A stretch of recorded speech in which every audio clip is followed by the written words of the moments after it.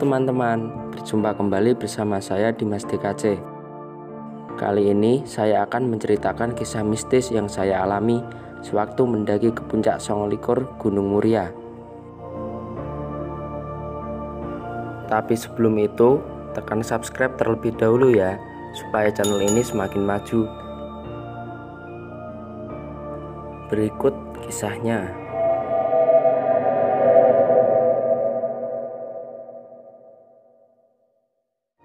Senin 5 Juli 2021.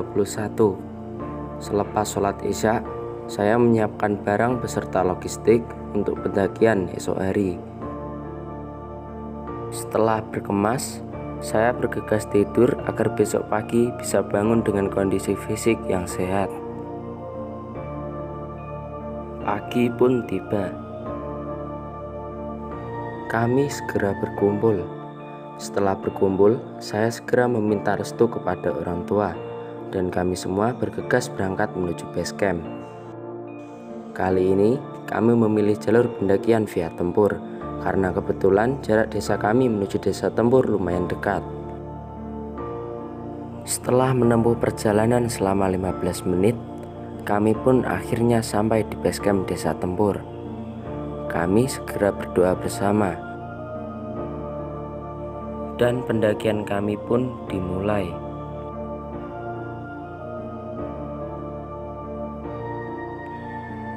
Kali ini saya mendaki bersama keempat temanku, yaitu Bembeng, Suteng, Saik, dan Barel.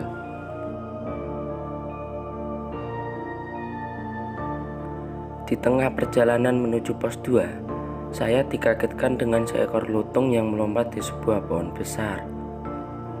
Itu hal yang lumrah kami alami ketika mendaki di beberapa puncak Gunung Muria. Selang beberapa menit, kami pun sampai di pos 1 pukul 9 pagi. Pos 1 berupa sungai yang airnya sangat jernih. Kami pun menyempatkan diri untuk meminum kopi. Karena kecerobohannya, Suteng meninggalkan rokok di dashboard motornya. Dan akhirnya Suteng dan Bembeng mengambil rokok ke base camp. 1 jam kemudian kami telah berkumpul kembali dan segera melanjutkan perjalanan menuju pos 2. Akhirnya saya sampai di pos 2 pukul 10:50. Saya beristirahat di bangunan shelter sambil menunggu teman-teman saya. Di situ saya menyadari ada botol berisi air. Saya memutuskan untuk membawanya karena persediaan air hanya sedikit. Entah kebetulan atau tidak, kami menemui botol itu kembali di tempat yang sama saat kami turun. Tetapi botol tersebut tidak ada tutupnya, berbeda saat saya menjumpainya saat naik. Kami pun melanjutkan perjalanan menuju pos 3.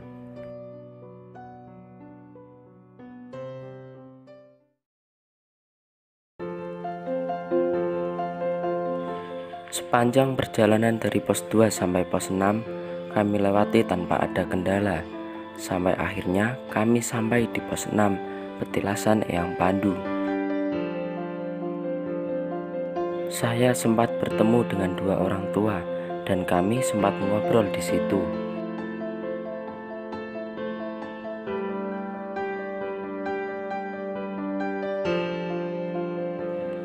Pukul 1 siang, kami melanjutkan perjalanan dari pos 6 menuju puncak. Medan terjal mulai terlihat di mata kami. Angin kencang tiba-tiba datang, seolah-olah menyambut kedatangan kami. Jalur bebatuan bercampur tanah kering membuat perjalanan kami sangat menguras tenaga.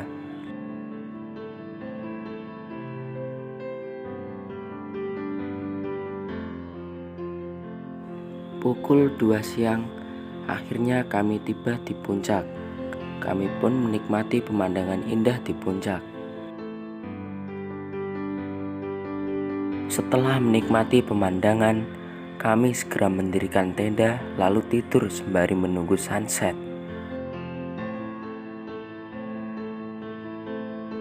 Karena saya tidak bisa tidur, saya memutuskan untuk memasak cemilan hingga sore hari.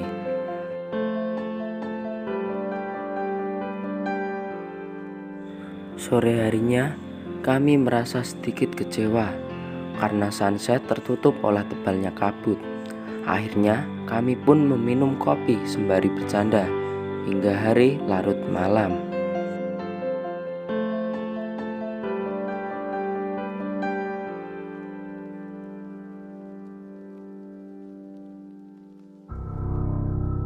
Malam pun tiba.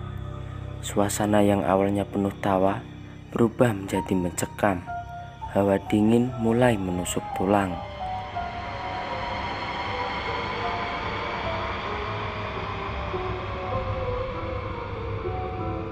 Saya segera memasak sayur untuk makan malam kami.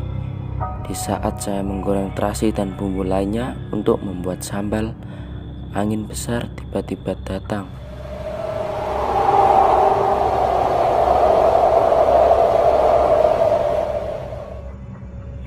Awalnya saya tidak merasakan adanya hal yang berbeda, namun lama-kelamaan hal-hal aneh mulai terjadi.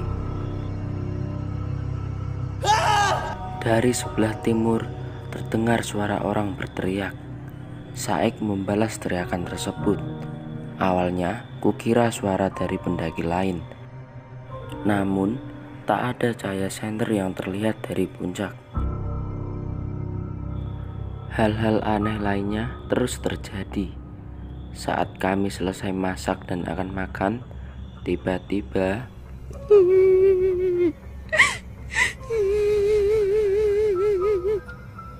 suara tangisan itu mampu membuat bulu kuduk saya berdiri. Suteng kusuruh memutar musik agar suasana kembali kondusif. Udahlah, tenang. Mungkin itu suara dari pendaki lain, ucapku untuk menenangkan mereka. Setelah makan hingga kenyang, kami meminum kopi sambil memandangi kilauan bintang di langit.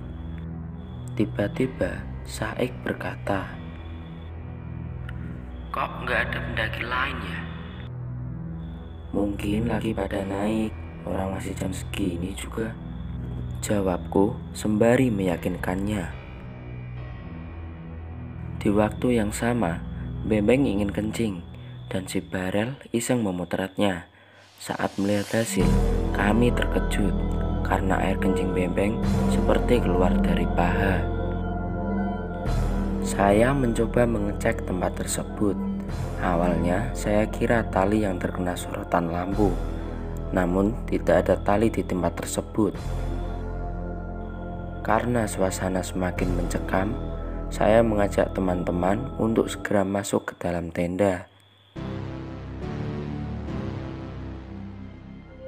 Selang 1 jam kemudian, saya mencoba memanggil Bembeng, dan ternyata dia juga susah tidur.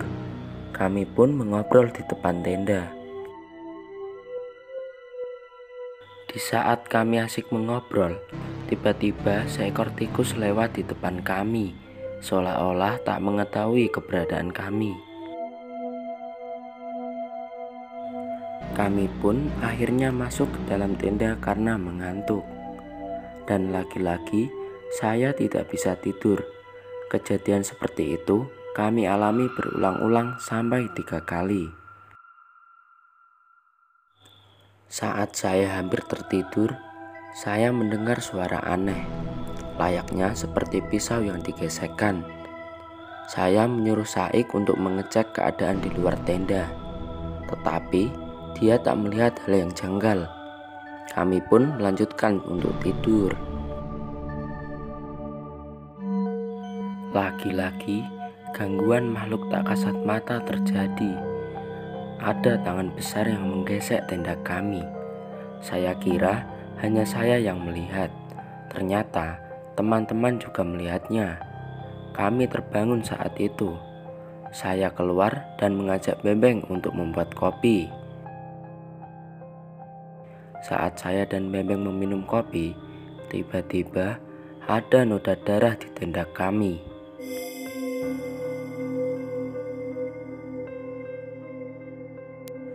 Mungkin itu saus, Bang, kataku dengan rasa takut. Malam itu tidak ada pendaki lain selain kami berlima. Saya segera masuk ke dalam tenda dan alhamdulillah bisa tertidur.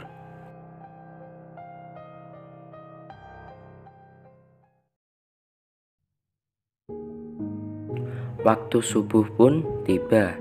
Suasana yang awalnya mencekam berubah menjadi tenang. Sang surya mulai memancarkan sinarnya. Pemandangan lautan awan terlihat indah di mata kami. Dan kejadian mistis yang kami alami berakhir di sini.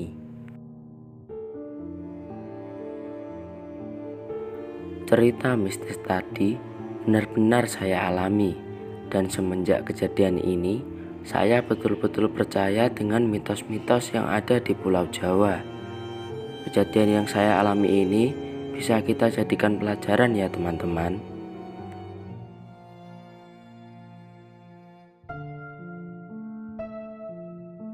Sekian video kali ini. Mohon maaf apabila ada kesalahan, karena kesempurnaan hanyalah milik Allah semata. Jangan lupa like dan subscribe ya. Terima kasih.